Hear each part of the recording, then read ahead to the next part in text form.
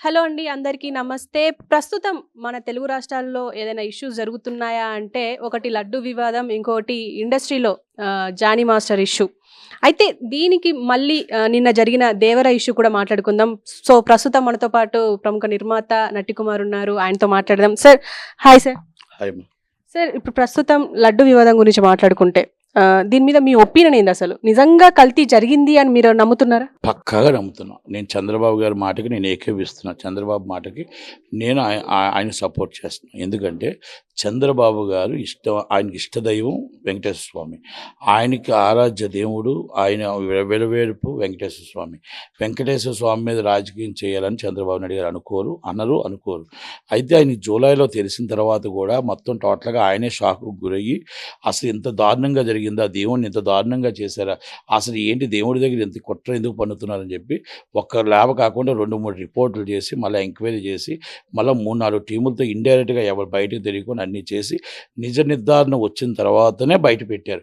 అంటే జగన్మోహన్ రెడ్డి చేసిన పాపం, జగన్మోహన్ రెడ్డి చేసిన శాపం, జగన్మోహన్ రెడ్డి తాలూకాల అనుచరులు వైవి సుబ్బారెడ్డి గారు, కరుణాకర్ రెడ్డి గారు వీళ్ళు చేసినవన్నీ చూశాక అప్పుడు బయట చెప్పాడు. ఆయన ఇంకా కొన్ని ఉన్నాయి, ఇంకా చెప్పలే. మీరు ధర్మదర్శనం టికెట్లు కూడా అమ్ముకున్నారు. ఇప్పుడు 300 రూపాయల టికెట్లు కూడా 2000కు అమ్ముకున్నారు. మీరు ఆల్రెడీ వీఐపీ దర్శనం కూడా 5000కు అమ్ముకున్నారు. ఆల్రెడీ కళ్యాణం టికెట్లు కూడా అమ్ముకున్నారు. శ్రీవాణి 10,000 రూపాయలు ఇస్తే మామూలు దర్శనం చేశారు. ఇది ఇక్కడ మీ అన్నీ చేసి ఈ డబ్బంతా ధర్మారెడ్డి గారు, విజయ్ కుమార్ రెడ్డి గారు, ఐఎంపీ కమిషనర్ ఇద్దరు కలిపి జగన్మోహన్ రెడ్డి గారు ఉండిలోకి తీసుకెళ్ళేవారు. తక్కువది ఏమైనా చిల్లర కొట్టుకుంటే వైవి సుబ్బారెడ్డి గారు, భువన కరుణాకర్ రెడ్డి గారి ఫ్యామిలీ వాళ్ళ టికెట్లన్నీ అమ్ముకొని ఎవరికి ఫ్రీగా ఇవ్వలేదు. బ్లాక్లో అమ్ముకున్నారు. దళారులు ఎక్కువైపోయారు. మొత్తం టోటల్గా అన్ని దిక్కడ లంచం. మనం తినే తిండి కూడా కల్తీ చేశారు.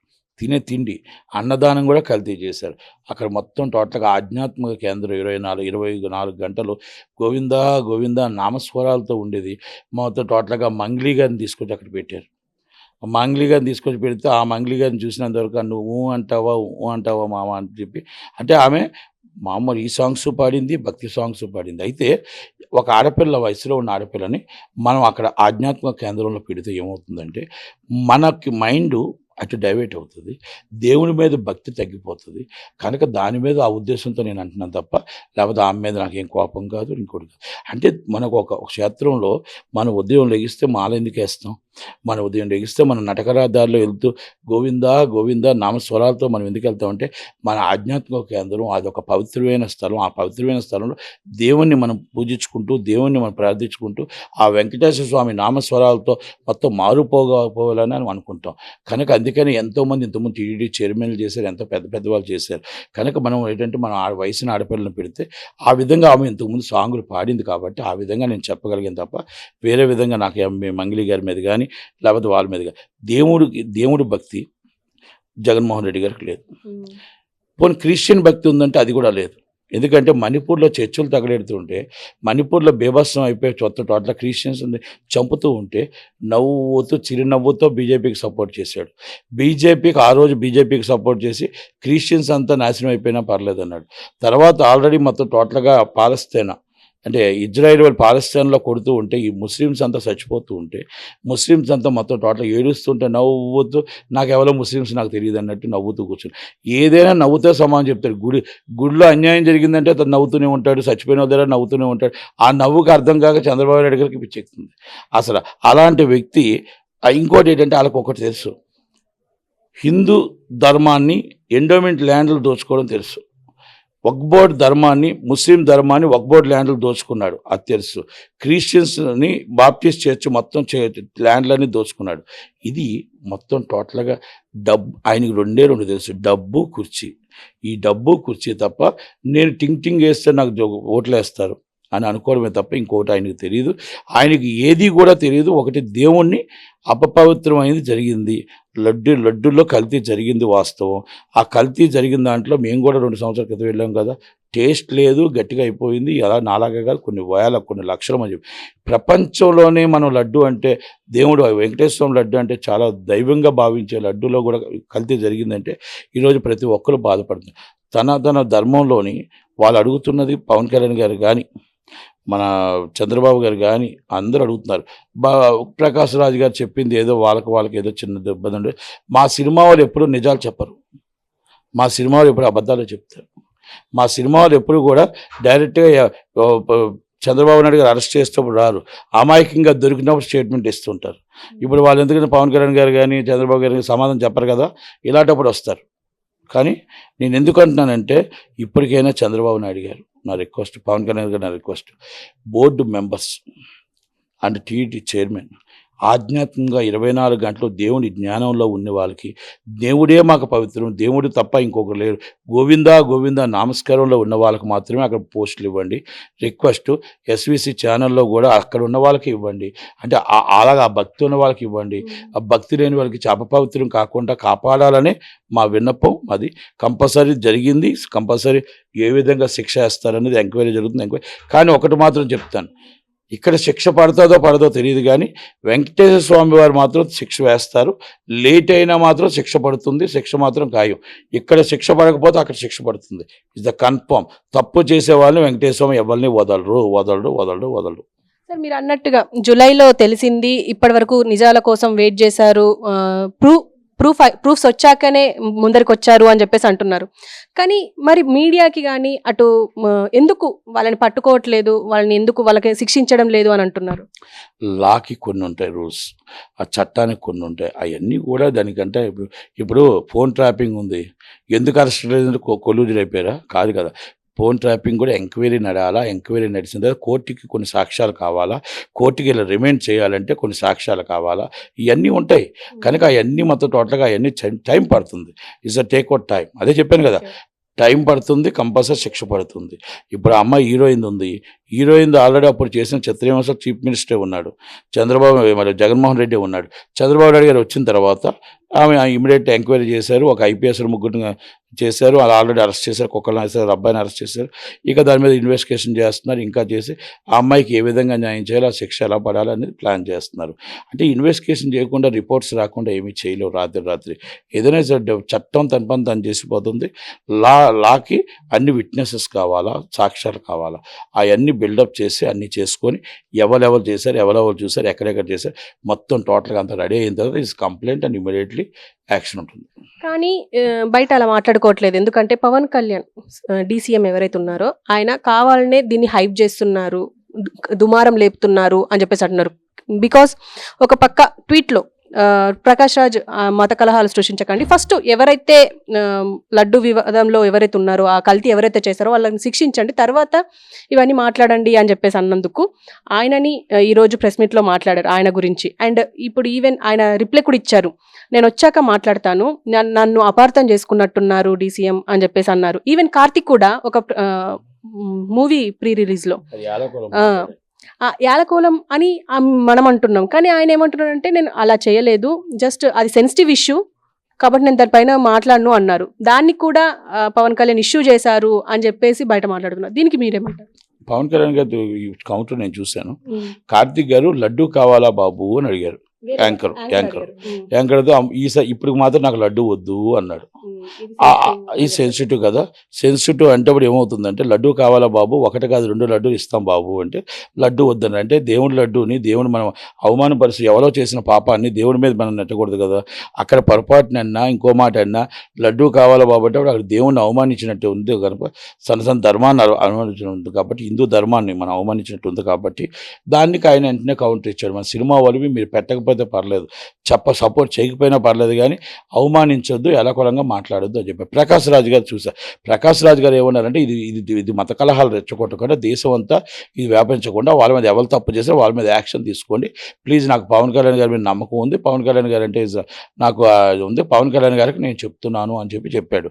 అయితే దాంట్లో మరి ఎక్కడ ఏమైందో నాకైతే తెలియదు, కానీ ఏదో కొంచెం ఇవాళ చూసేటప్పటికి అపార్థం జరిగినట్టే అనిపించింది. కానీ ప్రకాష్ రాజ్ గారు నాకు తెలిసి అలాగైతే అనలేదు.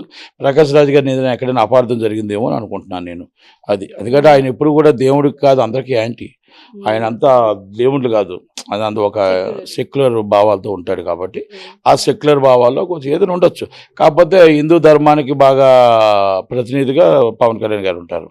కానీ మీరు అన్నట్టుగా ఇప్పుడు ఈ సనాతన ధర్మాన్ని కాపాడే విధంగా పవన్ కళ్యాణ్ చేస్తున్నారు. ఈవెన్ దీక్ష కూడా పట్టారు ప్రక్షాళన అని చెప్పేసి 11 days. అయితే ఇన్ని రోజుల్లో గుడ్లవల్లేరులో ఇష్యూ జరిగింది, అప్పుడు మాట్లాడలేదు. అండ్ ఇప్పటి వరకు ఇంతవరకు బయటికి రాని పవన్ కళ్యాణ్ దీన్ని ఇంత పర్సనల్గా ఎందుకు తీసుకున్నారు అని చెప్పేసి అడుగుతున్నారు. మీరేమంటారు? ఆయన బీజేపీకి సపోర్టెడ్ నాయకుడు. హిందూ ధర్మానికి, ఆర్ఎస్ఎస్కి కంపల్సరీ హిందూ ధర్మానికి ఆయన ఫస్ట్ నుంచి దేవుడు అంటే బాగా నమ్మకం. కనుక ఆయన మరి కంపల్సరీ దేవుడి మీద జరిగినప్పుడు కంపల్సరీ రియాక్ట్ అవ్వాలి కదా. డిప్యూటీ సీఎం కూడా యాక్షన్ తీసుకోవాలి. అన్నిటి మీద అన్ని దాంట్లోనే మాట్లాడుతూనే ఉన్నారు, ప్రతి దాంట్లో మాట్లాడుతున్నారు. డిప్యూటీ సీఎంగా ఆయన పాత్ర ఏంటో ఆయన చేస్తున్నాడు. అంతే తప్ప మీరు అన్ని రోడ్డు మీదకి వచ్చి కూర్చొని మాట్లాడాలంటే ఎలాగవుతుంది? కనుక పవన్ కళ్యాణ్ గారి పాత్ర ఏంటో పాత్ర చేస్తున్నారు.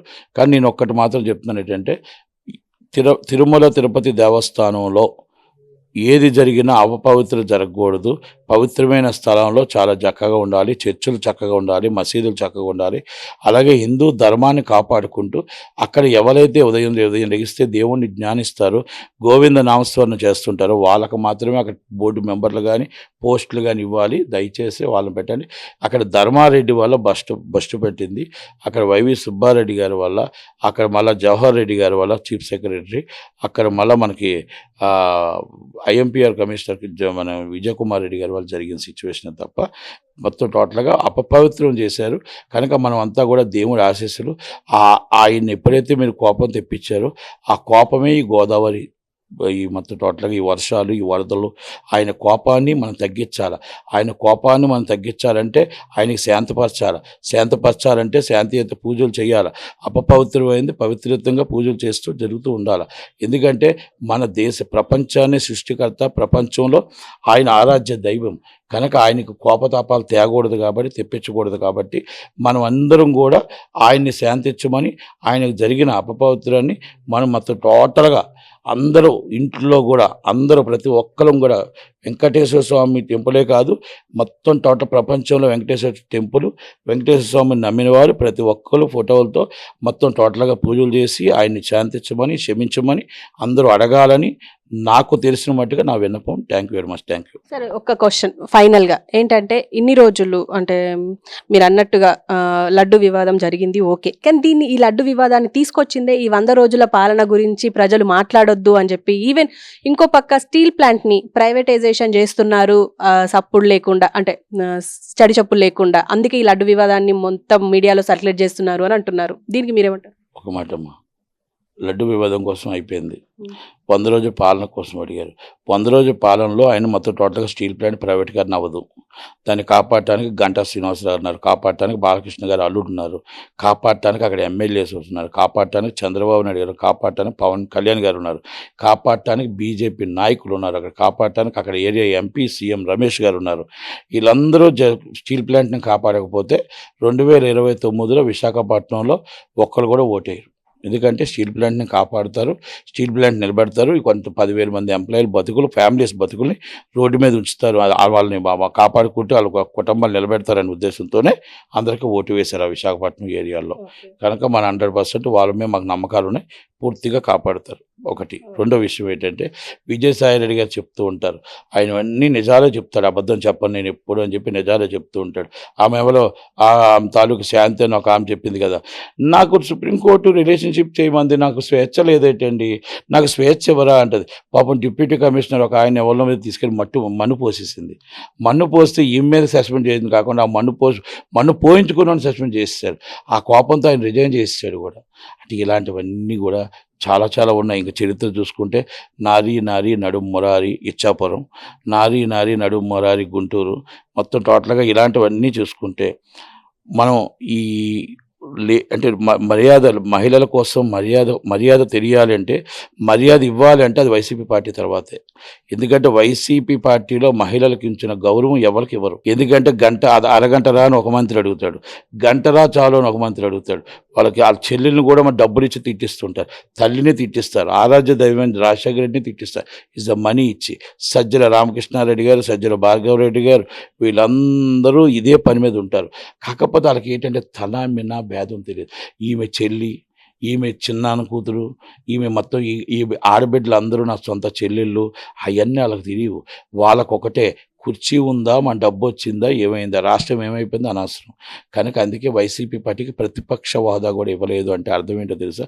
First time and history record ప్రతిపక్ష హోదా కూడా లేకుండా చేసిన పార్టీ ఏదైనా, గవర్నమెంట్ ఏదైనా ఉందంటే అది ఆంధ్రప్రదేశ్లో మొత్తం టోటల్గా జగన్మోహన్ రెడ్డి గారి పార్టీ. కనుక మన జగన్మోహన్ రెడ్డి గారి కోసం, ఆ వైసీపీ పార్టీ కోసం ఎంత తక్కువ మాట్లాడుకుంటే ప్రతిపక్షం ఏంటంటే ఇప్పుడు ప్రతిపక్షానికి ప్రధాన ప్రతిపక్షం జనసేన, అధికార పక్షం జనసేన, మేమందరం ప్రతిపక్షం. మేము ఆయన అధికార పక్షంలో సపోర్టే, కాకపోతే ప్రతిపక్షంగా అడగటానికి మీ మీడియా ప్రతిపక్షం. మీడియా ద్వారా మేము అడుగుతున్నాం, సార్ మీరు టీడీ బోర్డు చైర్మన్ పెట్టండి, సార్ మా పోలవరం పూర్తి చేయండి, సార్ మా అమరావతి పూర్తి చేయండి.